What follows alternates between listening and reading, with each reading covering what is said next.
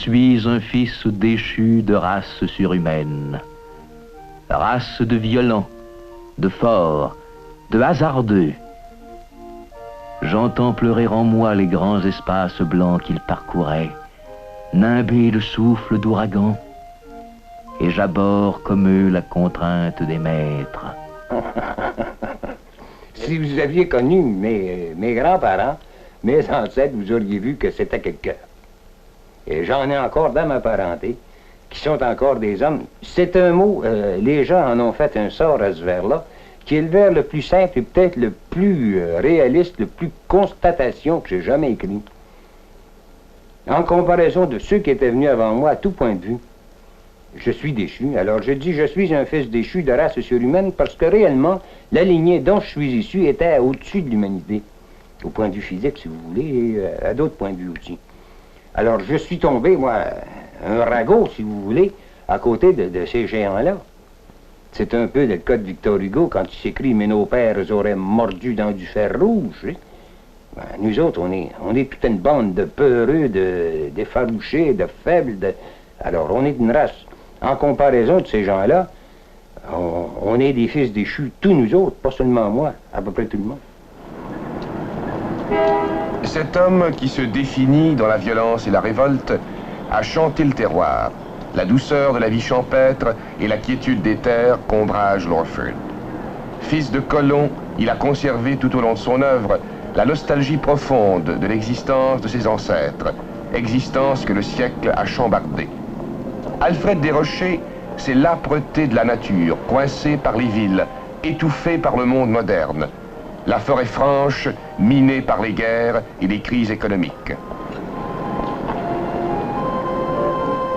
Traqué dans la cité où toujours il s'est senti étranger, Alfred Desrochers a voulu s'adapter. L'homme n'est pas zonal, affirme-t-il.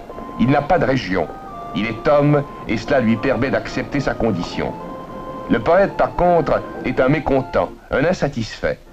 Je n'ai jamais connu, répète Desrochers, un poète digne de ce nom qui fut satisfait à la fois de l'époque et du milieu dans lequel il vivait. Mais le poète s'évade, il devient le porte-rêve de ses semblables, il leur donne une voix.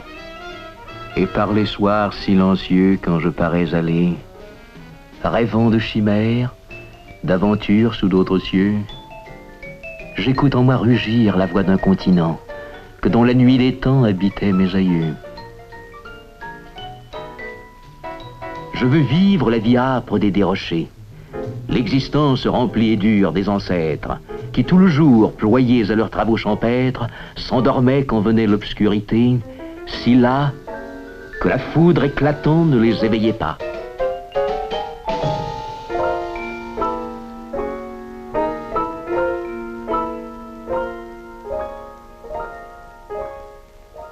Je suis allé à l'école à Monceau quelques mois, mais je ne m'en souviens hier. Je peux dire que j'ai commencé à aller à l'école à 3 ans ou même avant parce que ma sœur aînée m'a montré à lire et à écrire à peu près en même temps que j'ai appris à parler parce que je ne m'en souviens pas. Depuis aussi longtemps que je me souvienne, je sais lire et je sais écrire. Alors, ce qui fait que quand je suis entré à la petite école, je savais certaines choses qu'on apprenait en 3e ou 4e année, et puis il y en avait d'autres qu'on apprenait dans la classe des commençants que je ne savais pas.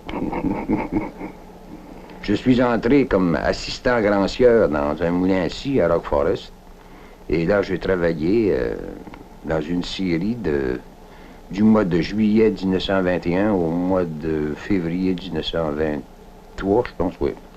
Alors, il y en avait, j'étais à la fois manœuvre, aide grand sieur, sieur de Bordeaux, sieur de Latte et tout ce que vous voulez.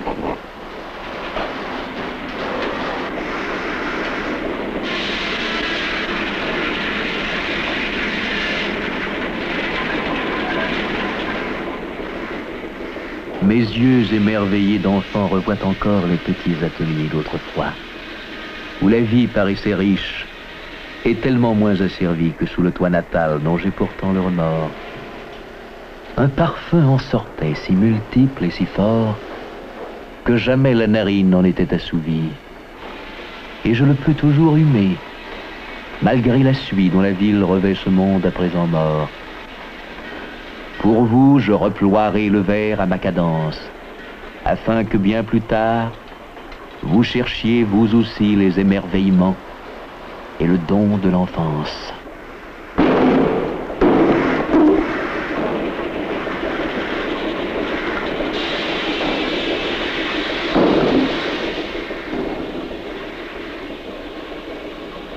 En partant de la Syrie, je suis devenu commis quincaillier. Et je faisais dans ce temps-là déjà, je commettais des vers et j'en envoyais à la tribune de Sherbrooke. Et ces vers étaient publiés dans la page des dames. Dans ce temps-là, la page féminine était la page littéraire d'à peu près tous les journaux de cette époque-là. Alors le rédacteur en chef, ayant noté que j'écrivais un peu passablement, m'a demandé, vous ne feriez pas des comptes rendus de concerts ou d'expositions de peinture ou de ci ou de ça? J'ai sauté dessus à pieds joints. Et pendant 2 ans, de 1923 à 1925, j'ai couvert, comme on employait l'expression, les concerts et différentes manifestations semblables, le soir, sans nuire à mon travail du jour, puisque j'assistais au concert, je faisais mon compte-rendu de nuit, j'allais le porter à la tribune avant 7 heures du matin et j'ouvrais la boutique à 7 heures, tel que convenu. Alors finalement, quelqu'un m'a demandé un bon matin, le gérant de l'entreprise, M. Robidoux, Charles Robidoux, il dit, vous viendriez pas travailler, vous, comme journaliste ici? Ben, j'ai dit, écoutez, monsieur, j'ai jamais pensé que je serais capable de faire un journaliste. Ben, il dit, pourquoi pas? Ben, j'ai dit, je sais pas écrire à la machine. Ben, il dit, vous apprendrez. Et alors, je venais de me marier. Il y avait un mois que j'étais marié à ce moment-là. On m'a offert 2 piastres par semaine de plus que je gagnais, c'est-à-dire j'en gagnais 18 et on m'en a offert 20. Et je suis entré à la tribune de Sherbrooke le 13 juillet plutôt 1925. Et comme correcteur de preuve pour première fonction, en attendant que j'apprenne à écrire à la machine. Alors je me suis acheté une machine à écrire, j'ai appris à écrire à la machine en même temps que je faisais de la correction. À la tribune, au premier stade, je suis resté de 25 à 27. C'est-à-dire que de 25 à 26, j'ai été correcteur de preuve. En 26, j'ai été promu rédacteur du sport et aide du chef de l'information. Et en 27, à l'automne de 27, je trouvais que la progression n'allait pas assez vite. J'ai fondé un hebdomadaire à Quaticook, l'Étoile de l'Est. J'y suis resté 6 mois. À ce moment-là, la tribune m'a offert de revenir à des conditions beaucoup plus avantageuses que je les avais quittées, et cette fois à la publicité. C'est à la tribune qu'Alfred Desrochers forma l'Association des écrivains de l'Est, association sans statut ni dignitaire, dont il était le factotum et l'âme dirigeante.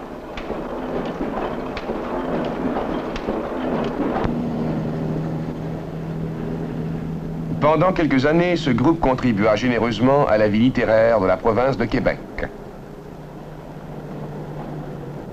À ce moment-là, pour ma part, je connaissais les poètes américains très bien. Il y a Archibald MacLeish, par exemple, et Robert Frost, et tous ces gens-là, qui eux aussi poursuivaient aux États-Unis le même idéal, le même désir de créer quelque chose de particulièrement américain, que nous avons tenté de créer quelque chose de particulièrement canadien. En bonne réalité, nous avons tenté d'être des Américains de langue française. Je ne sais pas si nous avions tort ou nous avions raison, nous avons tenté c'est ce que nous avons poursuivi pour un certain temps. Aussi longtemps que nous n'aurons pas au Canada des organismes qui perpétuent ce qui se crée et qui encouragent ce qui se fait, on ne pourra pas continuer. Vous savez, au Canada, le problème littéraire du Canada, c'est le même problème que connaissaient, par exemple, les Américains du temps d'Edgar Poe. Il a fallu un génie comme Edgar Poe pour qu'on ait un poète américain. Il a fallu un génie comme Whitman pour qu'on ait un autre poète américain. Tant qu'il n'y a pas eu aux États-Unis une presse, et par une presse, j'entends les journaux, les revues et les périodiques qui publient, qui s'intéressent aux choses littéraires, et qui offre un débouché aux écrivains canadiens. Alors, tant que nous n'aurons pas ça, il y a actuellement la radio et la télévision qui donnent un marché épatant aux jeunes d'aujourd'hui, mais seulement qu'un nombre restreint de jeunes parce qu'il y a seulement 60 minutes dans une heure. Il n'y a pas moyen de multiplier les heures à l'infini, tandis que la feuille de papier se multiplie à l'infini. Il ne peut y avoir qu'un poste ou à peu près de télévision française à Montréal. Il ne peut y avoir que quelques postes de radio à Montréal et à travers la province. Mais il peut y avoir, par exemple, dans chaque ville ou chaque centre de 10 000 de population, un journal. Il peut y avoir dans chaque ville de 25 ou 50 000 une revue qui publie des œuvres littéraires et qui, par conséquent, encourage les choses. Les revues existent, mais elles absorbent de la traduction de matériel américain ou anglais, ou elles font de la reproduction d'écrivains français. Alors, ça ne contribue absolument pas à la production locale. Et tant que vous n'avez pas travaillé pour la gloire et les prunes, ça marche.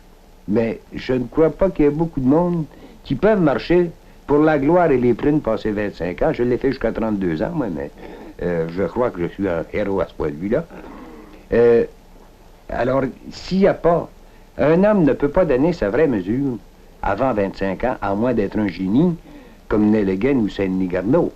Mais un homme normal, un homme ordinaire, ne donnera pas de génie, ne donnera pas ses meilleures œuvres avant l'âge de 25 ans.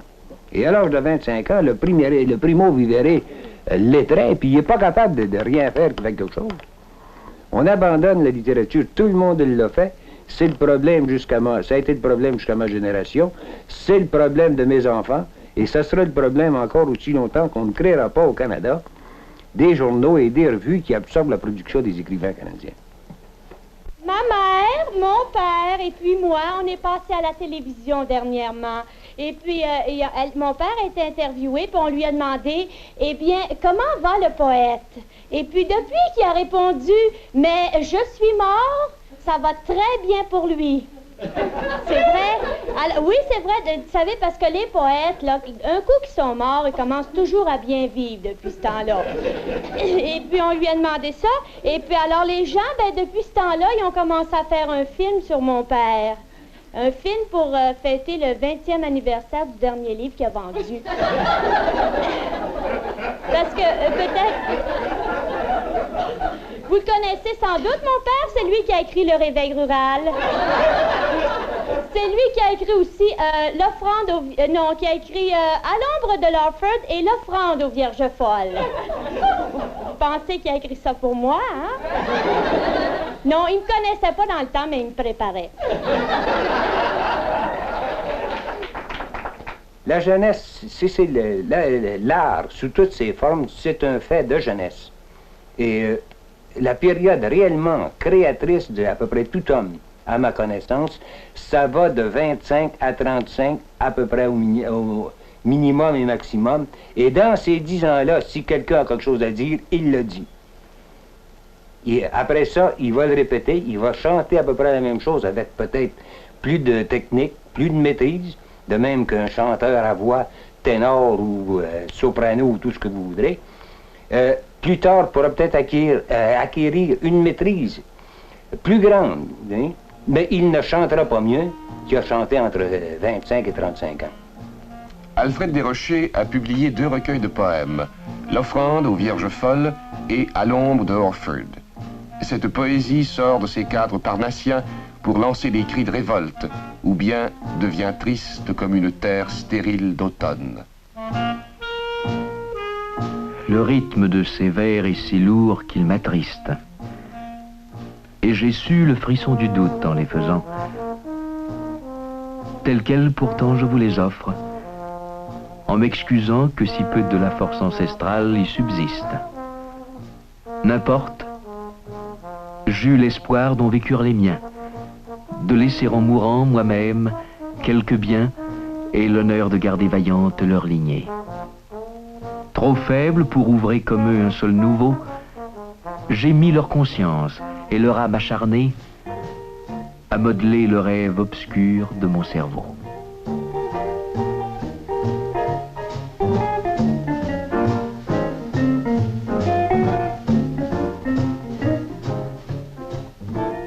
Par une aube de juin au temps de pleine lune, je fuirai la cité dont le bruit m'importune. Je partirai furtif dès le petit matin, à l'heure où le soleil rôde encore incertain. Je m'en irai d'un pas effaré dans la rue, dont la longueur sera par le silence accrue. Mais, quand ma marche aura dépassé les remparts, je secouerai mes pieds enivrés de départ, pour ne pas emporter avec moi la poussière des sites, où mon cœur, dans l'ivresse première d'un serrement de main ou d'un vol de baisers, sentit germer en lui le rêve inapaisé.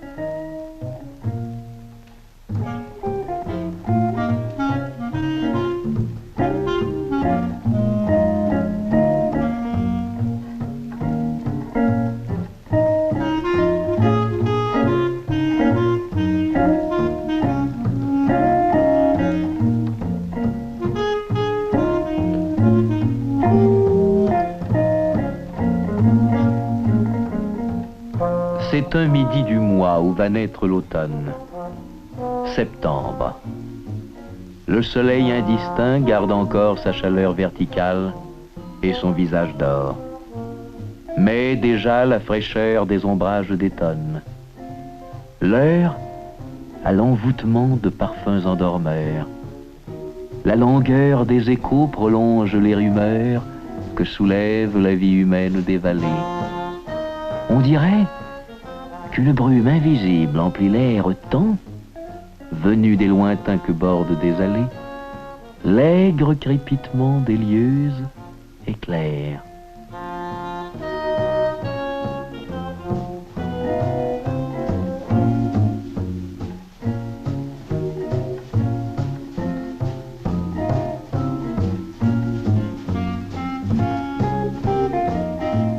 Plus tard, lorsque le jour, contenteur des aurores, avec un giclement de raies multicolores, hissera son front fauve au-dessus des monts bleus, je lancerai ma blouse au talus rocailleux. Je me dévêtirai la poitrine et le torse. Au soleil, j'offrirai ma jeunesse et ma force. Malgré l'humidité qui moisit l'atmosphère, les hommes au travail déjà s'en vont à jeun, car il faut profiter du moment opportun pour dérocher les champs neufs qu'encombre la pierre.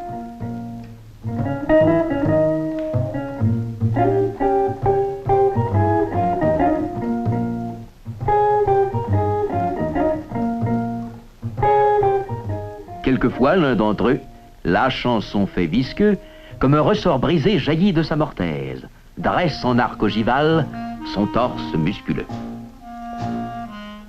Sur le fond obscurci du ciel, à l'Orient, la charpente a l'aspect d'un squelette géant, que la mort décharna sans avoir pu l'abattre.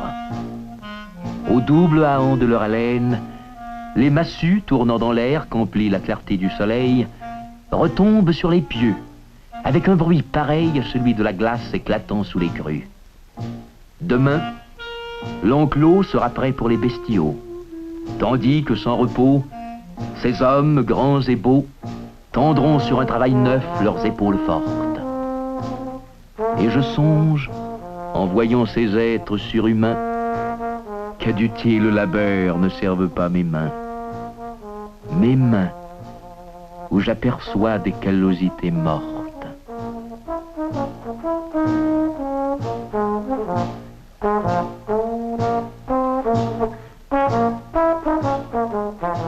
Je sens des lâchetés qui me rongent les nerfs et ne retrouve plus qu'un charme de vieux airs, à tel mot glorieux qui m'insufflait des fièvres.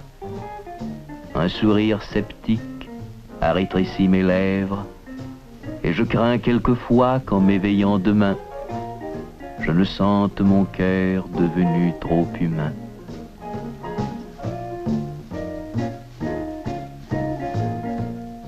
Ce qui a tué ma génération à moi, c'est la crise. Nous avons la crise, j'ai parlé tout à l'heure de la vie normale d'une génération littéraire ou artistique, c'est de 10 à 15 ans d'ordinaire. La nôtre n'a pas été de ça parce qu'elle a été coupée dans son plein épanouissement par la crise de 1929. En 1929, quand la crise a éclaté, les jeunes de ma génération, nous avions à peu près 3 ou 4 ans, on pourrait dire en moyenne 3 ans de productivité d'employés déjà. Il nous en restait de 7 à 12. Alors, des 7 à 12 ans qui est arrivé, il est arrivé un phénomène paralittéraire et extra-littéraire qui a tout détruit, à ce moment-là. Et c'est pas simplement chez nous, c'est partout. Une génération littéraire, dans tous les pays du monde, ou à peu près, de nos jours, c'est 10 à 15 ans. 15 ans, c'est à peu près le maximum. Vous savez? Autrefois, il arrivait, il y a des exceptions qu'il faut classer. Ce sont les génies de l'humanité ou les génies particuliers que Racine garde, tu sais, une emprise sur son siècle, sur un siècle ou un siècle et demi. C'est une exception. Règle générale dans tous les pays du monde, Corneille, 50 ans, pas 50 ans après sa mort, 50 ans après le Cid était presque oublié. Shakespeare, 50 ans après ses grands triomphes, était oublié ou à peu près. Victor Hugo, 50 ans après sa mort, se fait traiter d'imbécile par quelqu'un qu'on ne nommera pas parce qu'il lui fait trop d'honneur. Mais ça prouve rien. Et ces gens-là ont une résurrection un peu plus tard. Alors il arrive que, si vous voulez, dans mon cas, il n'est pas seul. Je ne suis pas solitaire dans ce cas-là. Nous sommes un groupe, nous étions 7 à peu près, et nous sommes tous solidaires et nous avons subi à peu près la même éclipse simultanément. Je crois que mes vers ne sont pas plus démodés que ceux de Jovette Bernier, ceux de Eva Snécal, ceux de Robert Choquette, ceux de Simone Routier. Nous étions 7. Alors, nos vers subissent une éclipse. Elle est peut-être partielle, elle est peut-être temporaire, elle est peut-être définitive, ça c'est l'avenir qui le dira. Mais nous subissons le même genre d'éclipse qu'ont subi en leur pays les grands noms que je vous ai cités. Des bons hommes qui, à notre époque, étaient les têtes, les pointes, si vous voulez, les pointes d'assaut en France, aux États-Unis. Ben, de tous ceux qui avaient de ce temps-là aux États-Unis, il y a Hemingway, qui est de notre âge ou à peu près. Il y a Hemingway qui garde une actualité aux États-Unis, mais qui est considéré, et qu'il considère lui-même tellement qu'il y a déjà 20 ans qu'il porte la barbe et qu'il en est fier, vous savez. Il est considéré vieille barbe aux États-Unis. Il conserve un nombre de lecteurs très grand. Je ne crois pas qu'il soit écrit dans ces dernières années quelque chose de plus moderne que The Old Man and the Sea. Mais n'empêche que Hemingway aux États-Unis aujourd'hui est considéré comme une barbe. Nous, de 1930 par exemple à 1939, les valeurs occidentales se sont toutes effondrées. Tout ce qui était valeur occidentale dans tous les domaines jusqu'alors, ils se sont effondrés, quoi qu'on en dise, puis quoi qu'on soutienne pour prouver le contraire. Tout ce qu'on croyait à venir à ce moment-là, c'est devenu à peu près rien. Il a fallu une nouvelle guerre pour créer une nouvelle sorte, un nouvel ensemble d'idéaux pour l'humanité. On emploie encore les mêmes mots qu'on employait dans ce temps-là, mais ils ne veulent plus dire la même chose du tout. Que ce soit, c'est pas même en poésie. On vous parle aujourd'hui de poésie, une affaire qui, dans mon jeune temps, on aurait dit que c'était de la folie. Aujourd'hui, on vous dit que c'est la seule substance poétique. En politique, on vous parle de la liberté. Bien, la liberté dont on vous parle aujourd'hui, on aurait crié que c'était de l'esclavage quand j'étais jeune, et ainsi de suite, sur toute la ligne. Alors, le poète étant figure de proue, si vous voulez, figé vers l'avenir, il proteste. Alors, il est une protestation alors que dans le domaine matériel, on impose aujourd'hui les contraintes que nous acceptions, nous, dans le domaine de l'art, pensant que ça nous menait plus loin. La politique, aujourd'hui, les impose, pensant que ça va mener plus loin, et nous, des poètes, nous les refusons parce que nous voyons que ça ne mène à rien. Nous sommes convaincus que ça ne mène à rien. Mais, qui est-ce qui a raison? On ne sera probablement pas là pour le voir. Il y a le fameux beau petit Baudet qui s'écriait, ben, attendez 300 ans et vous allez voir. Si on pouvait attendre 300 ans, on verrait, mais on ne peut pas l'attendre 300 ans, malheureusement.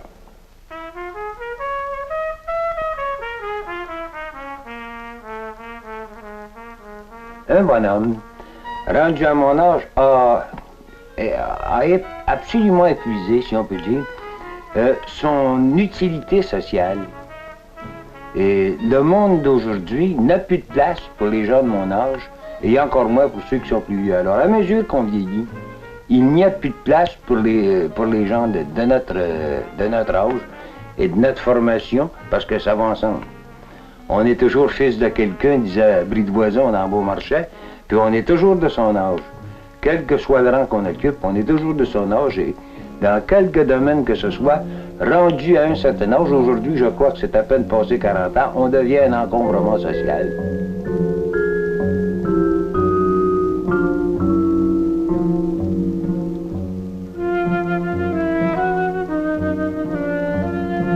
Ce que je veux subir, c'est une douleur neuve.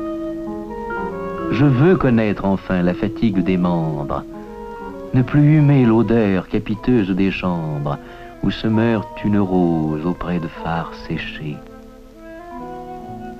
Par nos ans sans vigueur, je suis comme le hêtre dont la sève attarie sans qu'il soit dépouillé. Et c'est de désir mort que je suis enfeuillé quand je rêve d'aller comme allait mon ancêtre. Ma vigueur du matin ne sera plus qu'une ombre perdue alors comme tant d'autres, dans le nombre des ombres que le soir allonge sur le sol. Et j'irai, chancelant, comme saoulé d'alcool, tant la fatigue aura mis en moi de faiblesse.